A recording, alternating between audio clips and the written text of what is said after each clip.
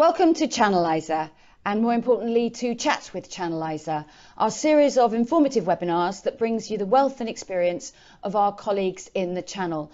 We have a lot of these webinars and you can find them in the Channeliser team Chat with Channeliser, and we'd be happy to share you the slides if you just send us an email, info@channeliser.com. So today we're talking to Wayne Mason of Westcon. Wayne has more than 20 years experience working in the IT industry and, more importantly, in the channel. More recently with Westcon, but also with heavyweights such as ScanSource and Cisco. Having worked with Wayne, I know he's very results driven, but also has a belief in collaboration and driving innovation within the teams and also in the difficult mix of VARs and vendors and ISVs and bringing them all together in a way that's actually going to drive business for each and every one of them. So welcome, Wayne. Yeah, good morning, Jackie, and thanks for the introduction. That's okay. So first question I'd like to put to you in terms of, as we've just come into January 2018, what do you think will be the major trends and opportunities in this new year? Yeah, well, 2018 definitely promises to be a big year. We're seeing obviously some big announcements from the channel already, and it's only been the first 2 weeks of January. But yeah. I think from an opportunity perspective, a technology perspective, they're one in the same. I mean, we obviously have digital transformation, and digital transformation will definitely continue to deliver opportunities across the channel for our partners. Mm-hmm. Also, we've seen cybersecurity. Certainly, our division, our security division, with our vendors, has seen good growth in 2017, and that looks set to continue right across the realms of security, from application right to content security and so on. And then finally, I think, yeah, you know, cloud and virtualization is something that is driving a lot of demand, particularly things like SD-WAN. We're seeing more and more customers and end users actually looking and assessing that technology and how that virtualization strategy can really help them as a business. So for the channel, that is definitely a trend, but a big opportunity for 2018. And then obviously it's how you deliver that, and then in itself is an opportunity. You know, how do you go to market with these technologies and make your customers understand the importance of these opportunities and what they can do from a business benefit point of view. And I think that's really what we're going to see in 2018 from a technology perspective. Interesting. Actually, your first point there as well, I've noticed in the news and blogs, or the number of mergers and acquisitions already actually that have been announced in 2018 is clearly taking a hold. Just moving on from that, in terms of the challenges that ISVs and resellers are facing, because you obviously talk with, you know, from the vendor side and also the VAR side as well. So can you say, you know, kind of put your finger on a couple of the challenges and how perhaps Westcon are helping with that? Yeah, certainly. I think one thing we're seeing is, you know, delivering what customers want is getting more and more challenging, more complicated as the need for specialism takes over, because our customers, end users, are expecting that specialism in the channel. But obviously we're running businesses, so you know we have to run our businesses as that well-oiled machine. As the graphic illustrates at the moment with the cogs, it's really getting those cogs that can link together. So there's a range of skills in the business that, you know, can deliver that service, that experience to the end user. So that might be education. How are our people trained? That's the challenge, to get the right training, because a lot of cases vendors may charge for that, and obviously, you know, we've got to invest our well-earned margin in developing that side of the business. You know, what are we doing from our support services, our managed services, professional services? Do we keep a track on renewals? And all these are really, really challenging for, you know, our customers, certainly, and our partners face these on a daily basis. Certainly the partners that are flexible and responsive to change are the ones that are really taking advantage, and I think are the ones that will rise to the top, if you like. You know, but there's other things there, as what's your financial services offering as we move away from a more capital expenditure need, but over to operational expenditure. So, you know, and certainly per month billing that we see in the cloud. That again is something that's driving our resellers to really look and need to look at this kind of delivery and service. And then finally, I suppose as well, it's the supply chain. You know, how can you make it a smooth process for your customer? If your customer is looking at a solution, they're often not looking at just one vendor. They're looking at maybe 5 or 6 vendors that seamlessly work together to deliver that need, that solution. And supply chain is a critical factor in how you deliver that and how flexible your partners are in delivering that. And that's something certainly when we look at it, Westcon, we really try and drill down and offer right across the piece. So, you know, we've got some good education services, as we've talked about, as the graphic illustrates, and our supply chain services and our financial services. And they're all created to offer and help the partner excel at what they do. It's incredible the number of changes that VARs and MSPs are having to go through. It really is, as you say, it's not just cloud and understanding going from a project-based revenue to subscription, but it's all of the underlying elements, as you say, from education, financial services, supply chain, and everything that goes with it as well. It's not just one change, it's multiple changes across the business, isn't it?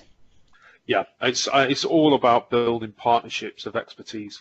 Yeah, absolutely, and that's really where from Channeliser perspective we're trying to assist with that in terms of helping IT companies find and work with other IT companies.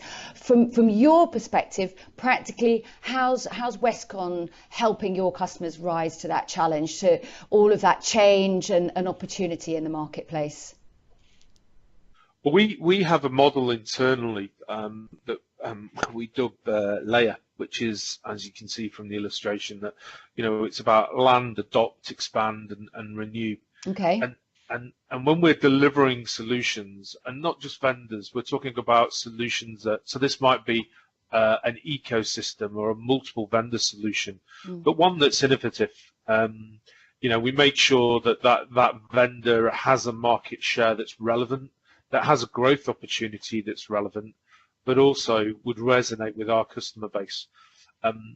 Before we even onboard that vendor, we have to make sure that our transaction process and our logistics, our supply chain are of the highest excellence, so we can make sure we can deliver globally those solutions and that ecosystem to really help that partner deliver what their customer, their end user wants.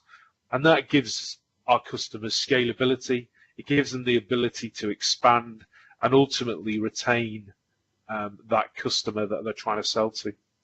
The other thing as well is we've got a range of services I've already mentioned that are there, and you know, every partner is different. Some partners have great services in the cloud, and some partners have good professional services. But we offer a range of service so our partners can, you know, take on what they need to add that extra dimension to make them competitive and ultimately retain, renew, or win new customers for themselves.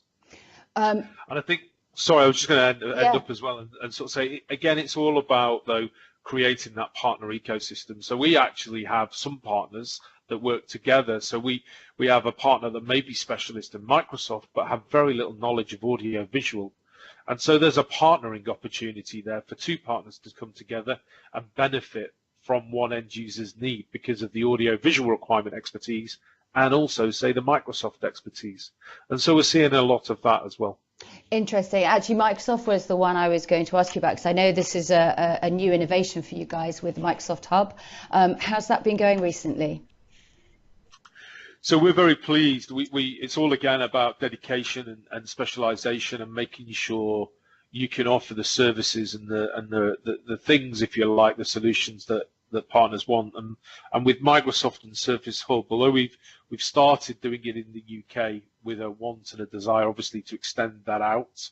The UK, which is fairly embryonic in its first stage because we've been going for 5 months, but our sole aim was to introduce a specific program for Microsoft for opportunity resellers to expand their their distribution base, their partner base for selling the Surface Hub. Mm-hmm. And we've been very successful in that. And the great thing, and what I'm really pleased about, while we're extending and expanding the number of partners that can sell that solution, obviously we're very mindful about making sure that the product still delivers a competitive advantage and a margin creation tool. So with Microsoft and the Hub, you've got to be careful you don't get to the point of over distribution or over partnering, that too many partners are selling it. But we've been very good in cross-referencing and driving the Hub through to different partners. So that might be service providers, for example, on a per month billing, on an operational expenditure process, or indeed it might be an audio-visual partner, or it might be a system integrator. So the idea is we've spread the product through the channel into areas where our partners can still offer that product, make good margin, and actually it's a solution that they can specialize in and not, be over saturated. Yeah, and your point with regards to collaboration, so the Microsoft partner alongside an AV partner, how do you help that connection process, putting sort of VARs together with VARs, partner to partner, vendor, etc.? How do you sort of foster those partnerships? Well, I think we've got a very strong account management structure within Westcon. And so obviously we understand our channel community, and we're talking to our partners about their deals and their customer base.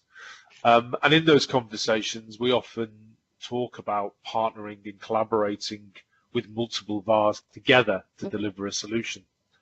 But there's no doubt tools like yourself, like Channeliser, is one of those things that will aid and assist and help realistically those partners that may not know that each other exists reach out to each other and see each other, because there's, dare I say it without being flippant, there's enough business out there in the marketplace that we shouldn't be so protective of not, or being scared of working with partners that historically we may have seen as competitive, but they're not, because they're offering a different service or a different value add that complements what we may be offering. So I think from that point of view, we see these occurrences an awful lot just because of our day-to-day business and how we go about it.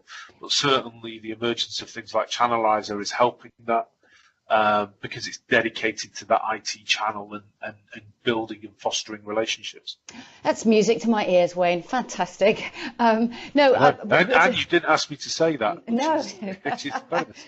Absolutely. No, I mean, that's kind of, it's interesting to hear you say that from your experience that those partnerships are needed more and more, because people have to have a specialization, but they also have to have the range of services, and therefore being able to partner is really the way forward. And that's very much how we see it as well. And the reason for Channeliser is to help build those partnerships. So the final question really, which is your top tips for 2018, given all these changes, given the collaboration, given the marketplace, what would you consider to be your 3 top tips to kind of for your customers to be successful? So this was a really tough question, because there's lots of different things businesses could be doing that are relevant for their business and uniquely their business. But I think really, the world's getting smaller. We're seeing that, and you may not think as a partner that you need to sell outside of the UK or outside of 2 or 3 countries, but the ability to deliver solutions globally to your end users who will be looking at what they can do globally, how they can benefit from this new collaborative age that we live in. So having a partner that can help you do that, creating an ecosystem, a commercial ecosystem around you that enables you as a partner to be able to do that, deliver solutions globally, is certainly one, and the first top tip I would look at. If it doesn't exist, start working with the partners to make sure you can build something that does deliver those things globally. Yeah. Secondly, I think also looking at how your services and solutions address your customers' needs. I think often we can run down cul-de-sacs and go down wrong roads and get carried away with tech, and also the greater good. But actually what it boils down to for most VARs that I see and speak to, it's all about their customer and what their customer needs are and what their wants are. But I think from a partner perspective, you have to be that trusted advisor, be it an overused phrase. So developing and working with partners that offer that range of services and solutions, again, I think is key.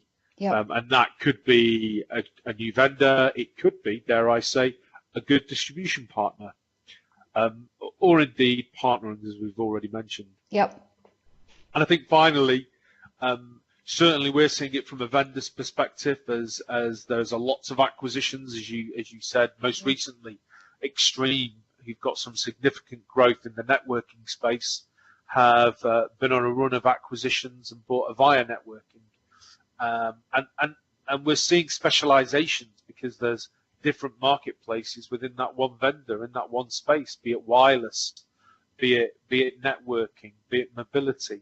So again, for a partner to become specialized and deliver expertise, that's a significant advantage in the current marketplace. So again, if you have the opportunity to specialize and differentiate, that would be my third top tip. I absolutely agree with you. I think differentiation is often hard. So having a specialization and an expertise will really make you stand out. But then having the partnerships and the range of services to back that up as well. Great, Wayne. Thank you very much. That's been really helpful. On screen now, just a few details for Wayne if you want to get in touch. Also to join the Westcon team on Channeliser. They have their own team there and group where they've got information about their services and their vendors. And if you want to get in touch with us, info@Channeliser for a copy of the deck. And please come and join us on Channeliser. Thank you very much.